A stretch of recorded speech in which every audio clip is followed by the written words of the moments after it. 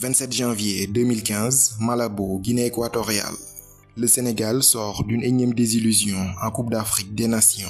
Alors qu'il n'avait besoin que d'un petit match nul pour rallier les quarts de finale, les hommes d'Alain Giresse sont battus 2-0 par l'Algérie des Riyad Mahrez et des Nabil Bentaleb.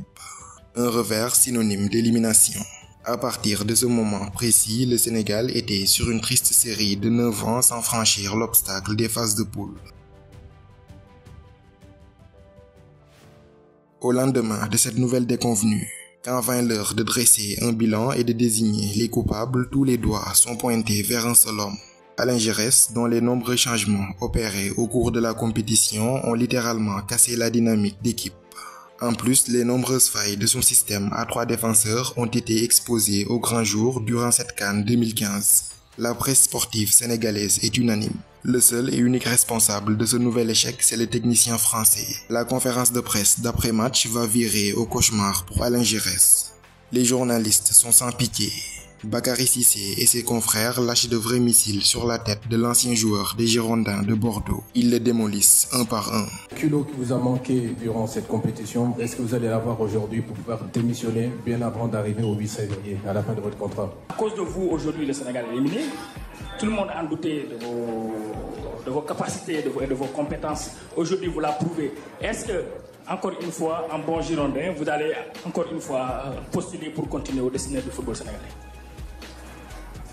J'ai répondu déjà à la question. Et dans ce climat aussi tendu, il était impossible d'imaginer Alain Giresse poursuivre l'aventure à la tête de la sélection. Son contrat arrivait d'ailleurs à expiration en février 2015. La Fédération sénégalaise de football comprend que la plus sage des décisions était de tourner la page Alain Giresse. Et ce sera chose faite, le poste de sélectionneur est laissé vacant. L'instance dirigeante du football sénégalais se met alors en quête d'un nouvel homme fort à la tête de l'équipe nationale. Les candidats à la succession d'Alain Giresse sont nombreux, mais un seul profil est sur toutes les lèvres. Un certain Aliou Cissé. Quasiment à l'unanimité, tout un pays est convaincu qu'il est le seul à pouvoir remettre la sélection sur les bons rails. L'ex-capitaine de la génération emblématique de 2002 n'avait jusque-là entraîné aucun club ni sélection. Sa seule et unique expérience majeure sur un banc de touche, c'était un poste d'entraîneur adjoint de Karim Séga Diouf chez les U23 sénégalais en 2012, à l'occasion des Jeux Olympiques de Londres. Une expérience qui l'avait d'ailleurs énormément aidé. Généreux, le défunt Karim Séga Diouf va souvent le mettre en avant, tellement mis en avant que beaucoup avaient l'impression qu'il était le coach principal. C'est durant cette aventure au JO de Londres qu'il va côtoyer au quotidien des joueurs qui deviendront des piliers de son équipe dans le futur. Malgré son manque d'expérience, il avait d'autres qualités. Et ces qualités ont été des éléments déterminants dans le choix de son profil. Aliou Cissé, c'était d'abord un homme respecté dans le paysage footballistique sénégalais. Capitaine exemplaire d'une génération qui a fait basculer le football du pays dans une nouvelle dimension. Meneur d'hommes rigoureux, intransigeant sur la discipline et le respect du drapeau, il était surtout attendu pour remettre de l'ordre dans une sélection sénégalaise où la division, l'indiscipline et l'insubordination étaient devenus des phénomènes récurrents les années précédant son mandat. Il pouvait potentiellement apporter plus de grinta à une équipe sénégalaise qui a souvent manqué de caractère. Le 4 mars 2015, il est nommé sans surprise sélectionneur de l'équipe nationale du Sénégal, un choix qui va s'avérer être gagnant quelques années plus tard. Sous le magistère de Cissé, l'équipe va basculer dans une nouvelle dimension. Toujours critiqué, parfois à tort, parfois à raison, mais statistiquement irréprochable, il passera 9 ans à la tête de l'équipe nationale et le mènera vers les sommets du football africain. Le parcours fut parsemé d'embûches, mais sa résilience, sa fidélité à ses convictions lui ont permis de devenir le meilleur entraîneur de l'histoire de son pays en termes de résultats. Aujourd'hui, on prend notre machine à remonter le temps et on revient sur la belle histoire entre Aliou Cissé et le Sénégal.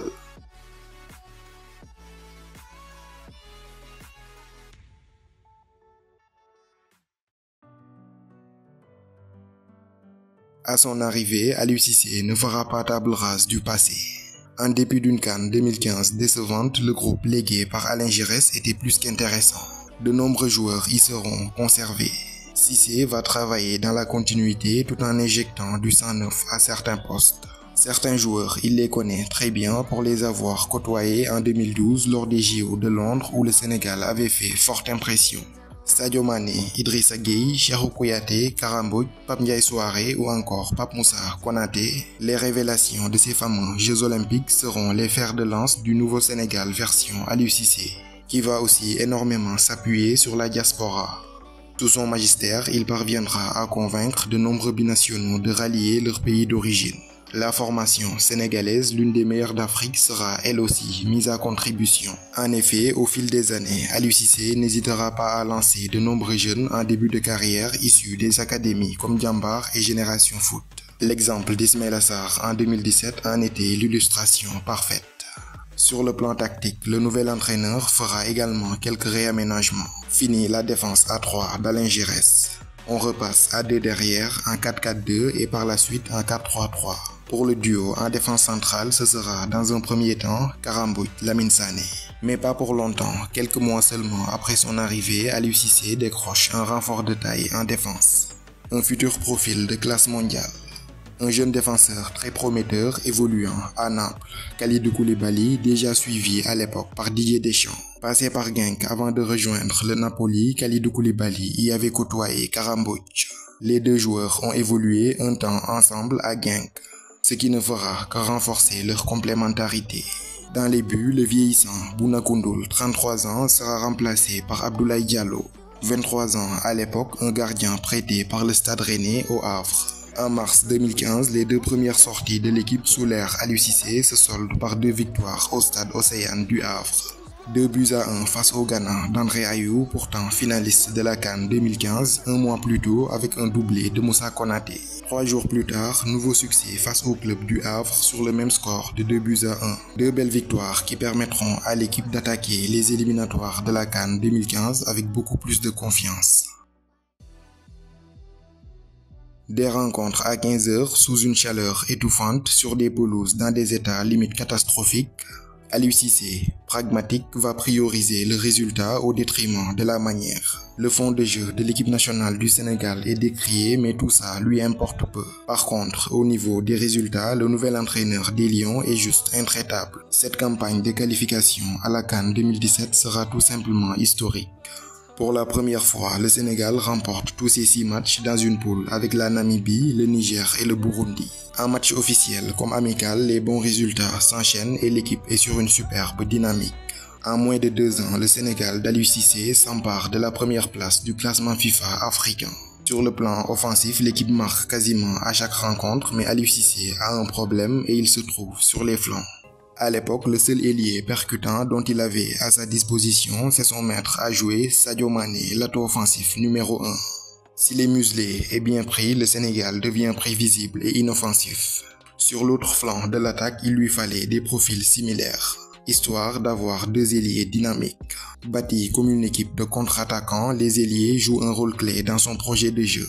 Pour ça, Cissé a une idée claire des éléments dont il aura besoin.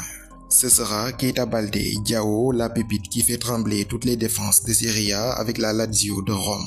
Il était âgé de 21 ans à l'époque, c'est un binational hispano-sénégalais passé par la Masia. Et un certain Ismaïla Sarr, un tout jeune ailier de 17 ans fraîchement transféré de Génération Foot au FC Metz. Ils arriveront en sélection en 2016. Au poste de latéral gauche, le Sénégal a un gros problème. Le titulaire habituel, Pape Ndiaye Souaré, est victime d'un grave accident qui a failli lui coûter la vie. Sa carrière est compromise. Pour pallier son absence, Cissé fait appel à un ancien de la maison, Cheikh Mbengue, qui sera de retour et titulaire en sélection à la CAN 2017. Petit à petit, les éléments se mettent en place. La CAN 2017 est un test grandeur nature pour les poulains d'Aliou Cissé. Le tirage est terrifiant, les Sénégalais sont largués dans la poule de la mort avec 2 de leurs bêtes noires. Les Aigles de Carthage de la Tunisie et les Fennecs d'Algérie, en plus des Warriors du Zimbabwe. Carrément la poule la plus relevée de l'épreuve. Marquée par les nombreuses désillusions des années précédentes, beaucoup de supporters sénégalais sont sceptiques quant aux chances de voir les Lions s'extirper de cette poule infernale, mais ils seront agréablement surpris par le nouveau visage du Sénégal à la CAN 2017. Avant le coup d'envoi de la CAN 2017 au Gabon, le Sénégal était sur une série de 11 ans sans se qualifier au second tour. À Franceville, l'Afrique va découvrir un Sénégal complètement métamorphosé et fondamentalement différent des années précédentes. Porté par un Abdoulaye Diallo des grands soirs qui enchaîne parade sur parade, c'est un Sénégal solide, solidaire et clinique à la finition qui s'impose 2-0 devant la Tunisie d'Henri Kasperzak. Un but sur penalty de Sadio Mané et un coup de tête monstrueux de Kara Mbodj suffira au bonheur des Lions. Pour sa seconde sortie face aux Warriors du Zimbabwe, l'équipe d'Aliou Cissé montre un tout autre visage. Celui d'une équipe qui a une maîtrise et une emprise totale sur le jeu.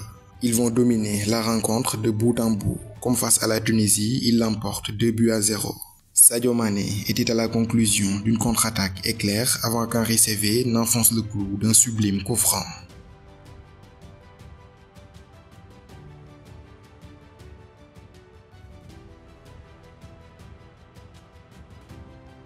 Deux matchs, 2 victoires et un train express pour les quarts de finale de la CAN 2017. Ce Sénégal est complètement métamorphosé. Bien organisé défensivement, aucun but encaissé en 2 matchs, redoutable en contre avec des ailiers explosifs. Un groupe homogène mais surtout de la complémentarité dans tous les compartiments du jeu. Kara Mbodj et Kalidou Koulibaly, les 2 anciens partenaires à Genk, forment la meilleure charnière centrale du premier tour.